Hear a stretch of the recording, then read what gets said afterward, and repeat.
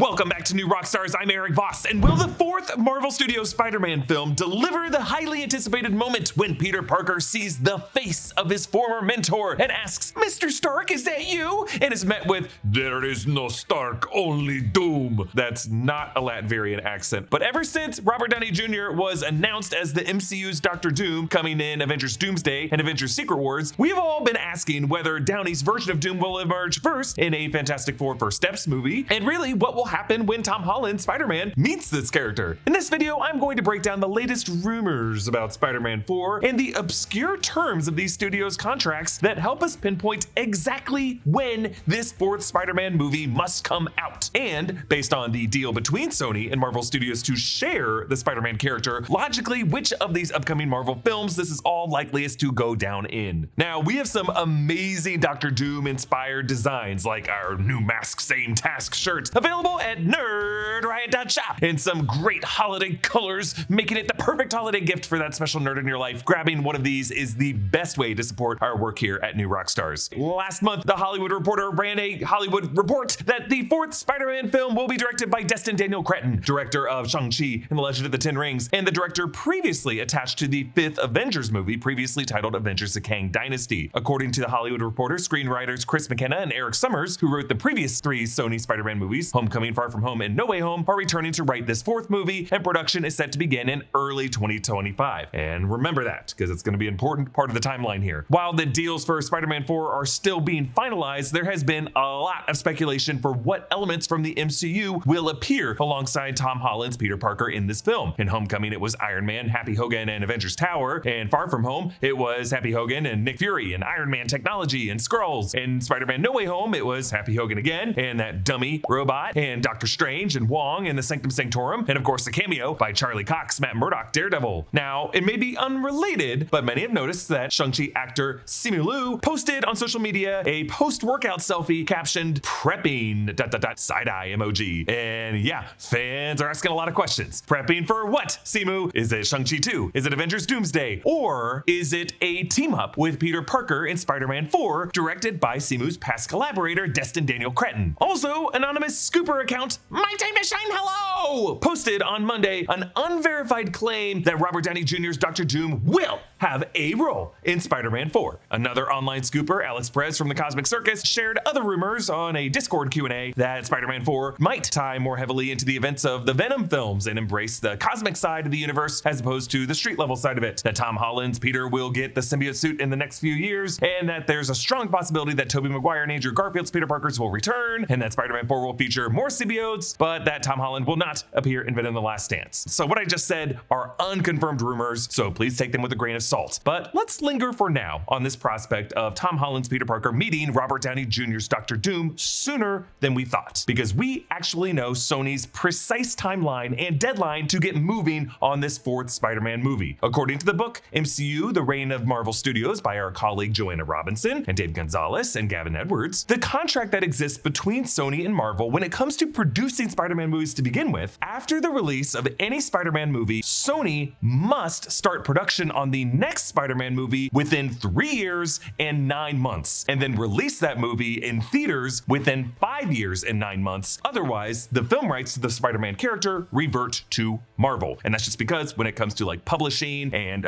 film licensing, courts tend to honor the original publishing rights where this character's IP really originated, which of course was with Stan Lee and Steve Ditko in Marvel's publishing edition back in the early 60s. Now, while Robinson, Gonzalez, and Edwards' book included this in the context of Sony figuring out what to do with Sam Raimi's in-development fourth Tobey Maguire Spider-Man movie back in 2010, how they were at the time under a very firm deadline to start production on a new Spider-Man movie in early 2011 based on Spider-Man 3's release date of May 2007, Joanna Robinson actually read from this contract directly while she was doing research for this book back in January 2022 in an episode of NPR's Planet Money podcast. Here's a part of the Sony Marvel contract. I'm going to read. Sony must commence production on a new Spider-Man film within 3 years, 9 months, and release it within 5 years, 9 months after the release of preceding picture. Boom. So that tells us that those terms are still in effect to this day. Now, the deal between Sony and Disney has been amended ever since 2014 to share the Spider-Man character in a kind of one-for-one fashion between a solo movie co-produced and co-profited by both Sony and Marvel, movies that will feature an MCU character alongside Peter Parker, and then on the Marvel side of it, a team-up Avengers movie solely produced by Marvel, solely profited by Marvel, that features Peter Parker as a member of that team. Now, you may remember some drama in September 2019, but this deal was extended to cover Spider-Man No Way Home and future Avengers movies like the upcoming Avengers Doomsday and Secret Wars. But when it comes to Sony's original license to even produce Spider-Man movies to begin with, the original terms of the contract when it came to those time limits remains. Even now, for Sony to firmly honor the terms of their contract and to prove that they still have the rights to produce Spider-Man movies, from the day a Spider-Man film releases, they have 3 years and 9 months to start production on the next Spider-Man film, not just announce a release date or prove that they're developing one, but actually script pages written, cameras begin rolling, actors cast, crew working, sound stages reserved, names on call sheets, production beginning. And they have 5 years and 9 months to release that movie. So that would give them around 2 years to shoot the movie, to edit it, to do any reshoots that are necessary, to do the VFX work on it, to market the movie, and distribute it in cinemas. Now, these specific contract terms apply to live action Spider-Man movies. There may be different contracts in place for animated films, like Spider-Man Into the Spider-Verse and Spider-Man Across the Spider-Verse, for which the whole development and production process is very different than a live action. It takes place over a far longer period of time, and it's less firmly established in animation when the production period begins and when it ends, because different phases of production, different reels of the animation are produced kind of simultaneously or just at different times. Like these animated Spider-Verse movies, these Pixar movies, they take 5 full years to produce at a minimum. There are also less clear contractual terms over how Spider-Man appears in animated television series or streaming series. Those deals tend to be inked case by case. Like the Spectacular Spider-Man series aired its first season on the CW in 2008 and its second season on Disney XD in 2009. On Disney Plus, we've already seen appearances from an animated form of Tom Holland's Peter Parker in an episode of Marvel's What If and the 90s Fox Kids Spider-Man in X-Men 97. And soon we'll be seeing the new Your Friendly Neighborhood Spider-Man series on Disney Plus. At the end of a long day, you want to just flop down in your bed and pass out. But once you know that traditional sheets can harbor more bacteria than a toilet seat, it can be hard to get comfy enough to doze off. Miracle Made offers a whole line of self-cleaning antibacterial bedding, such as sheets, pillowcases, and comforters that prevent up to 99.7% of bacteria growth and require up to 3 times less laundry. The secret to Miracle Made's antibacterial power is that their sheets are infused with silver that prevents bacterial growth. Bacteria can clog your pores, causing breakouts and acne, so sleeping on Miracle Made sheets is good for your skin too. The fabric was inspired by NASA, so it's also thermoregulating. That means you'll sleep at the perfect temperature all night long. Plus, these sheets are crazy comfortable without the high price tag of other luxury brands. Go to trymiracle.com/new rockstars to try Miracle Made sheets today. And whether you're buying them for yourself or as a gift for a loved one, if you order today, you can save over 40%. And if you use our promo code New Rockstars at checkout, you'll get 3 free towels and save an extra 20%. Miracle is so confident in their product, it's backed with a 30-day money-back guarantee. So if you aren't 100% satisfied, you'll get a full refund. Upgrade your sleep with Miracle Made. Go to trymiracle.com/new rockstars and use the code New Rockstars to claim your free 3-piece towel set and save over 40% off. Again, that's trymiracle.com/new rockstars to treat yourself. And thank you, Miracle Made, for sponsoring this episode.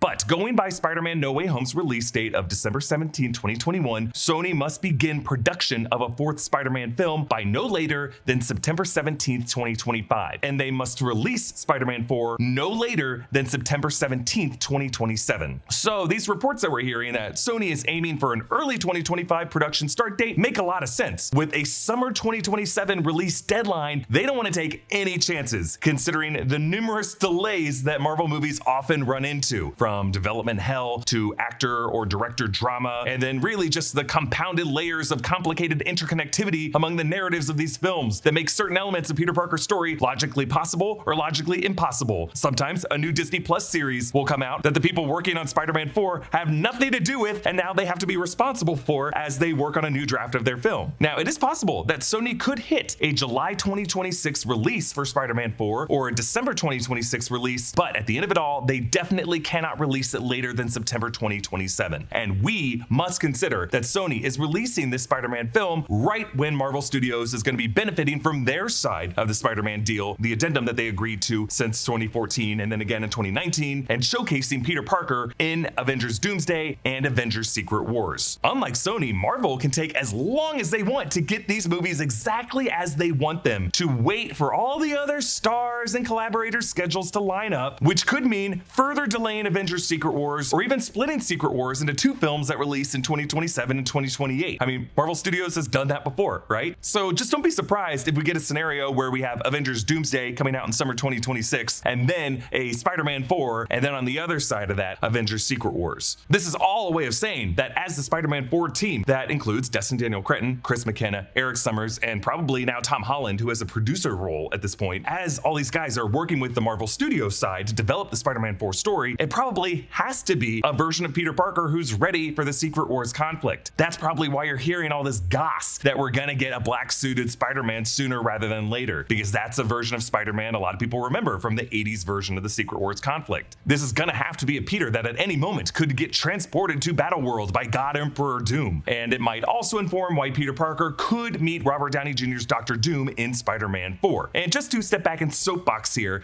I don't want this to happen like this. I've made a number of videos that my preference for a fourth Spider-Man movie is a street level story that teams up Peter Parker and Daredevil and Miles Morales to fight Kingpin as Wilson Fisk is using Stark tech to target and hunt young mutants in Manhattan. Right? That's what I want. I don't need Venom. I don't need the multiverse. I don't need Tobey or Andrew in Spider-Man 4. But, you know, just based on Sony's timeline and Marvel's next 2 to 3 years of releases, I just think this multiverse Dr. Doom plan is a more logical outcome. Now, let's remember the last time Peter looked at the face of Robert Downey Jr. in the MCU in Avengers Endgame. Hey, Mrs. Stark.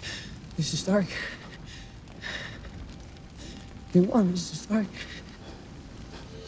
I'm sorry, Tony. And remember, this was only minutes after Tony thought Peter was dead forever and got to emotionally give the kid a big ol' hug. Do you remember when we were in space? Doctor Strange was there, right? And then he started doing the yellow sparkly thing that he does all the time. What are you doing?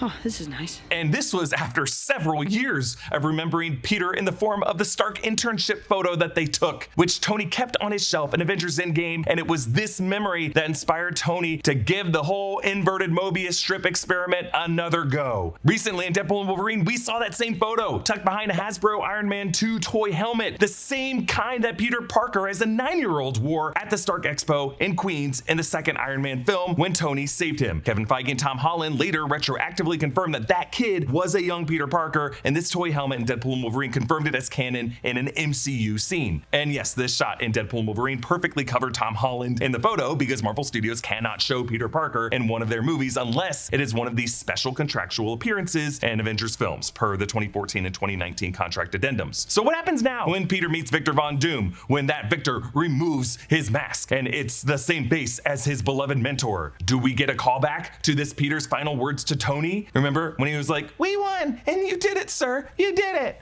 And Victor could now say, "I did it, I won." Or does this Dr. Doom put a spin on Tony's posthumous message to Peter Parker in Spider-Man Far From Home, and Victor could now say, "Even dead, I'm the hero"? I think one rule that Sony definitely is going to live by is the fact that No Way Home ended with Doctor Strange's memory wipe spell, the runes of Kof Kal, altering reality so that no one remembers that Peter Parker is Spider-Man. This Peter Parker has the burden and the benefit of being anonymous. And what is the scariest thing that an anonymous Peter Parker could run into than a familiar face who knows who he is coming back from the grave? Because that whole rule would only apply to beings within the reality of the 616 MCU sacred timeline. Robert Downey Jr.'s Dr. Doom comes from a whole other reality unaffected by that spell, most likely the same reality of Fantastic Four First Steps. It's very possible that Downey's Dr. Doom is one villain who knows the cosmic truth that Spider-Man equals Peter Parker. I've speculated based on the San Diego Comic-Con fantastic fan art showing the map of the alternate universe Manhattan in the Fantastic Four movie randomly singles rules out a New York Flatiron building, which could imply the existence of a Daily Bugle in that world, and therefore the existence of a Spider-Man in that world, who would be a frequent ally of the Fantastic Four of that universe, as Spider-Man frequently was in the early 60s comics. So, does Doom know who Spider-Man is? Yeah, I think he does. And I won't be surprised if Spider-Man 4 ends with a post-credit scene that shows Peter turning around to see the glow of a rectangular Dr. Doom time portal, and for Doom to take off his mask and say something that's gonna scare the shit out of us. Maybe something as simple as, "Hello, Peter." I'm gonna work on my